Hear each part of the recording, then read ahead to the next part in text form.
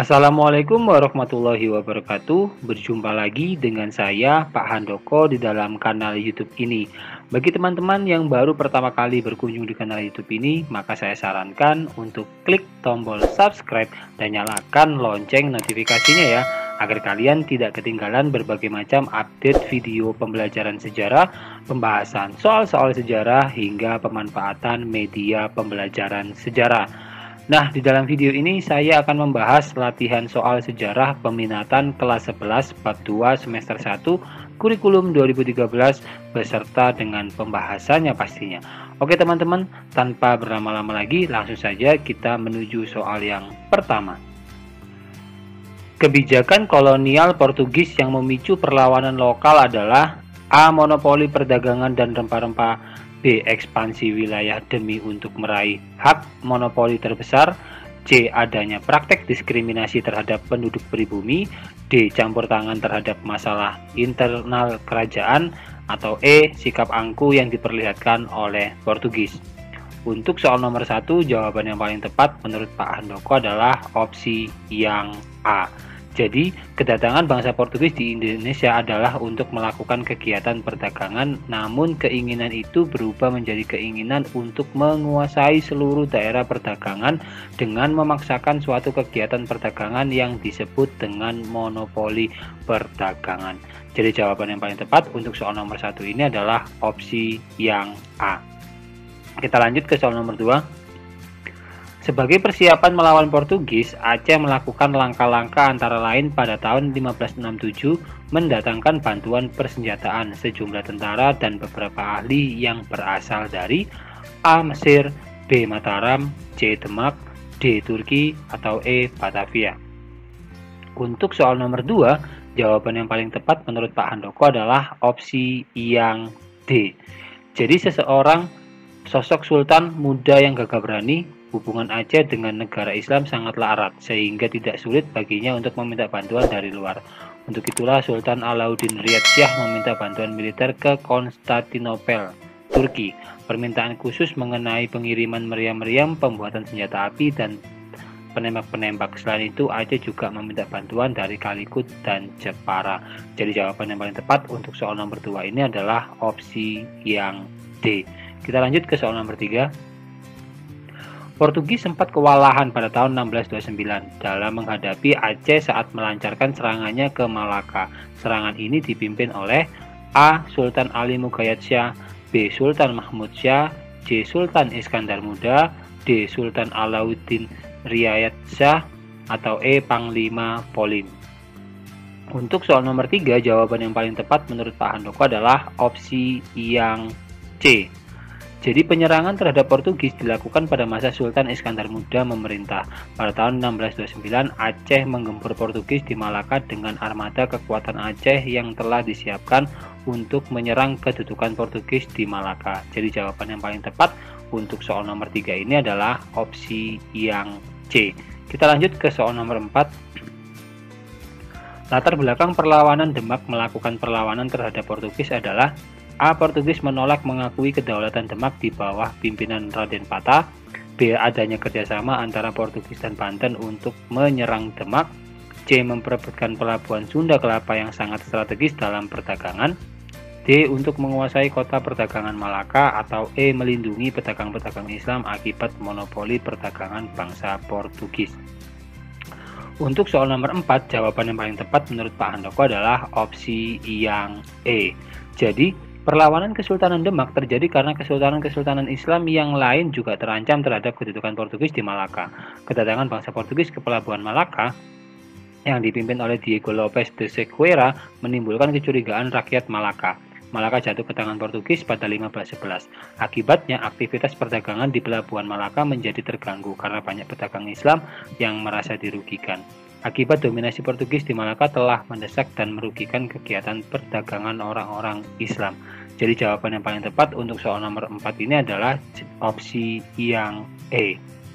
Kita lanjut ke soal nomor 5. Di bawah ini tidak termasuk faktor-faktor penyebab perlawanan Ternate terhadap Portugis adalah A. Portugis melakukan monopoli perdagangan, B. Portugis ikut campur dalam pemerintahan, C. Portugis menyebarkan agama Kristen, D. Portugis seorang-orang terhadap rakyat, atau E. Keserakahan dan kesombongan bangsa Portugis. Untuk soal nomor 5, jawaban yang paling tepat menurut Pak Handoko adalah opsi yang C. Jadi perlawanan rakyat Ternate, perlawanan ini terjadi karena sebab-sebab berikut ini. Yang pertama, Portugis melakukan monopoli perdagangan. Kedua, Portugis ikut campur dalam pemerintahan. Ketiga, Portugis membenci pemeluk agama Islam karena tidak sepaham dengan mereka. D. Portugis sewenang-wenang terhadap rakyat. Dan yang terakhir, keserakahan dan kesombongan bangsa Portugis. Jadi untuk jawaban yang paling tepat untuk soal nomor 5 ini adalah opsi yang C. Kita lanjut ke soal nomor 6. Perjanjian Bongaya adalah perjanjian yang mengakhiri konflik antara VOC dan Kesultanan. A. Makassar, B. Mataram, C. Ternate, D. Demak, atau E. Banten. Untuk soal nomor 6, jawaban yang paling tepat menurut Pak Handoko adalah opsi yang A. Jadi karena kekuatan VOC yang lebih besar dibandingkan kekuatan penduduk lokal, begitu pula dengan persenjataan yang lebih modern, VOC berhasil mendesak pasukan Hasanuddin. Benteng pertahanan tentara Goa di Barombang dapat diduduki oleh pasukan Arupalaka. Hal ini menandai kemenangan pihak VOC atas kerajaan Goa. Hasanuddin kemudian dipaksa untuk menandatangani perjanjian Bongaya pada tanggal 18 November 1667. Jadi jawaban yang paling tepat untuk soal nomor 6 ini adalah opsi yang A. Kita lanjut ke soal nomor 7. Sempat memberikan keuntungan bagi Belanda, kongsi dagang VOC bangkrut dan dibubarkan oleh pemerintah Belanda pada 1799. Salah satu penyebab kebangkrutan VOC adalah A. VOC tidak memiliki struktur yang jelas, B. Tindak korupsi terjadi di semua tingkatan birokrasi, C. Banyak pegawai VOC yang menerapkan kebijakan sendiri, D. Permintaan rempah-rempah di Eropa menurun akibat perang, atau E. Biaya yang dikeluarkan untuk membangun benteng-benteng pertahanan terlalu besar. Untuk soal nomor 7, jawaban yang paling tepat menurut Pak Handoko adalah opsi yang B. Jadi, kongsi dagang VOC yang bertujuan menghilangkan persaingan di antara sesama pedagang Belanda di Indonesia agar bisa bersaing dengan pedagang Eropa lain yang ada di Indonesia sehingga bisa menguasai perdagangan di Indonesia dengan menerapkan prinsip-prinsip monopoli perdagangan. Namun pada tahun 1799 VOC dibubarkan karena banyak pegawainya yang korupsi. Jadi jawaban yang paling tepat untuk soal nomor 7 ini adalah opsi yang B. Kita lanjut ke soal nomor 8. Serangan Sultan Agung terhadap VOC di Banten dan Batavia pada tahun 1628 dan 1629, perlawanan Sultan Hasanuddin dari Makassar pada tahun 1667, serta perlawanan Pattimura di Maluku pada 1817 pada dasarnya merupakan bentuk reaksi atas kebijakan A. Penyebaran agama Kristen, B. Campur tangan terhadap urusan kerajaan, C. Monopoli perdagangan, D. Westernisasi, atau E. Diskriminasi ras. Untuk soal nomor 8, jawaban yang paling tepat menurut Pak Handoko adalah opsi yang C. Jadi cara VOC untuk menguasai perdagangan di Indonesia adalah dengan menerapkan sistem perdagangan monopoli. Jadi jawaban yang paling tepat untuk soal nomor 8 ini adalah opsi yang C. Kita lanjut ke soal nomor 9. Di bawah ini yang bukan merupakan alasan Sultan Agung melakukan serangan ke Batavia. A. Menghalangi perdagangan Marathon di Maluku, B. VOC tidak mengakui kedaulatan kerajaan Mataram, C. Adanya perjanjian Chianti, D. Tindakan monopoli dagang yang dilakukan VOC, atau E. Untuk menghalangi upaya Belanda menguasai Malaka. Untuk soal nomor 9, jawaban yang paling tepat menurut Pak Handoko adalah opsi yang B. Jadi keinginan kuat untuk mengusir VOC disebabkan oleh beberapa faktor di bawah ini. Yang pertama, kehadiran kompeni Belanda di Batavia dapat membahayakan kesatuan negara yang dalam ini monopoli yang dilakukan oleh VOC. Kemudian VOC selalu menghalang-halangi kapal dagang Mataram yang akan berdagang ke Malaka. Dan terakhir, VOC tidak mau mengakui kedaulatan Mataram. Jadi jawaban yang paling tepat untuk soal nomor 9 ini adalah opsi yang B. Kita lanjut ke soal nomor 10. Ikut campurnya Belanda dalam urusan internal kerajaan Banten mengakibatkan A. Terjadinya perebutan kekuasaan kerajaan Banten, B. Banyaknya korupsi di pemerintahan kerajaan Banten, C. Kerajaan Banten menjadi kurang murni dalam pemerintahan, D. Permasalahan dalam kerajaan Banten teratasi. Jadi untuk soal nomor 10, jawaban yang paling tepat menurut Pak Handoko adalah opsi yang A. Jadi pembagian dalam tata pemerintahan Kesultanan Banten ini membuka peluang bagi Belanda untuk menghasut Sultan Haji agar tidak memisahkan urusan pemerintahan di Banten, dan mereka juga mempengaruhi Sultan Haji yang ambisius mengenai kemungkinan Pangeran Purbaya yang akan diangkat sebagai raja dan pemimpin Kesultanan Banten. Sejak terhasut oleh fitnah kejam dari VOC, timbullah pertentangan yang tajam antara bapak dan anak. Jadi jawaban yang paling tepat untuk soal nomor 10 ini adalah opsi yang A. Kita lanjut ke soal nomor 11. Rakyat Maluku tidak mau terus menderita di bawah keserakahan bangsa Belanda. Oleh karena itu, perlu mengadakan perlawanan untuk menentang kebijakan Belanda di bawah pimpinan A. Thomas Patiwali, B. Lukas Latu Mahina, C. Thomas Matulesi, D. Christina Maratatiahahu, atau E. Kapitan Paulus Tahahu. Untuk soal nomor 11, jawaban yang paling tepat menurut Pak Handoko adalah opsi yang C. Jadi rakyat Maluku tidak mau terus menderita di bawah keserakahan bangsa Belanda. Oleh karena itu, perlu mengadakan perlawanan untuk menentang kebijakan Belanda di bawah pimpinan Thomas Matulesi. Jadi jawaban yang paling tepat untuk soal nomor 11 ini adalah opsi yang C. Kita lanjut ke soal nomor 12. Perang Padri diawali dengan perpecahan di kalangan rakyat Indonesia sendiri, yaitu A. Munculnya gerakan Wahabi di Sumatera Barat, B. Konflik antara kaum Padri dan kaum adat, C. Persaingan di antara pendukung gerakan Wahabiyah, D. Dukungan pemerintah kolonial terhadap kaum adat, atau E. Dukungan pemerintah kolonial terhadap gerakan Wahabiyah. Untuk soal nomor 12, jawaban yang paling tepat menurut Pak Handoko adalah opsi yang B. Jadi perang Padri dilatar belakangi oleh perselisihan antara kaum adat dan kaum Padri di Minangkabau.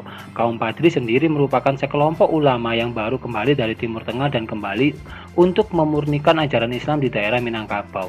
Kaum Padri sendiri beraliran Islam Wahabi fundamentalis. Peran ini didasari oleh konflik antara kaum adat dan kaum Padri mengenai masalah penerapan syariat di Tanah Minang. Kaum Padri berusaha untuk menghilangkan unsur adat karena tidak sesuai dengan ajaran Islam. Jadi jawaban yang paling tepat adalah opsi yang B. Kita lanjut ke soal nomor 13. Pertahanan terakhir perjuangan kaum Padri berada di tangan A. Tuanku Imam Bonjol, B. Cut Nyak-Din, C. Tuanku Nan Cerdik, D. Sulaiman Al-Jufri, atau E. Tuanku Lintau.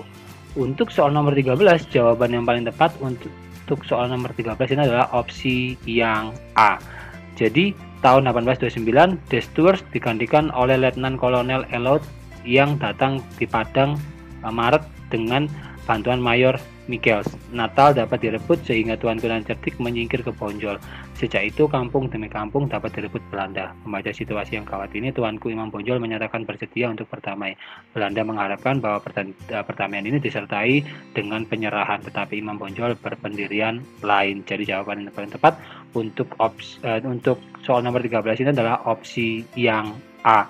Kita lanjut ke soal nomor 14. Sebab khusus terjadinya perlawanan Pangeran Diponegoro adalah A. Belanda memasang patok-patok pembuatan jalan yang melalui makam leluhur Diponegoro secara sepihak, B. Hak-hak istimewa bangsawan kerajaan dibatasi, C. Belanda membawa pengaruh budaya asing yang negatif bagi kehidupan pribumi, D. Diberlakukannya hak tawan karang, atau E. Masuknya paham Wahabi yang ingin memurnikan ajaran Islam. Untuk soal nomor 14 ini, jawaban yang paling tepat adalah opsi yang B. Yang A, mohon maaf. Jadi, sebab khusus terjadinya perlawanan Pangeran Diponegoro adalah Belanda memasang patok-patok pembuatan jalan yang melalui makam leluhur Diponegoro secara sepihak. Jadi, jawaban yang paling tepat untuk soal nomor 14 ini adalah opsi yang A. Kita lanjut ke soal nomor 15. Salah satu faktor perlawanan Sisingamangaraja ke-12 melawan Belanda adalah adanya kekhawatiran mengenai A. Pemberlakuan sistem pajak baru, B. Aliansi Riau-Siak dalam menghadapi Kerajaan Batak, C. Penyatuan daerah Tapanuli Utara dan Aceh, D. Rencana pengangkatan Sisingamangaraja ke-13 sebagai raja, atau E. Kegiatan Zending Protestan yang akan mengurangi pengaruhnya. Untuk soal nomor 15, jawaban yang paling tepat adalah opsi yang E.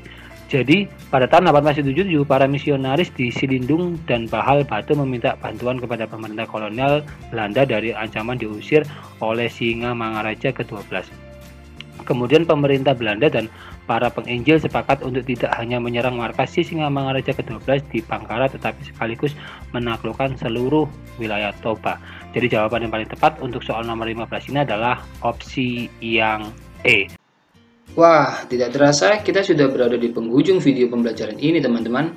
Jika kalian ada pertanyaan seputar materi ini, kalian dapat menuliskannya di kolom komentar atau kalian juga bisa menanyakan hal itu kepada saya melalui kontak medsos ini ya.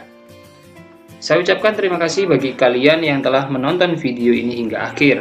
Jika kalian merasa video ini bermanfaat, jangan lupa bagikan video ini kepada teman-teman kalian ya, agar kebermanfaatan itu tidak hanya berhenti di kalian saja. Dan juga jangan lupa untuk klik subscribe dan like video ini.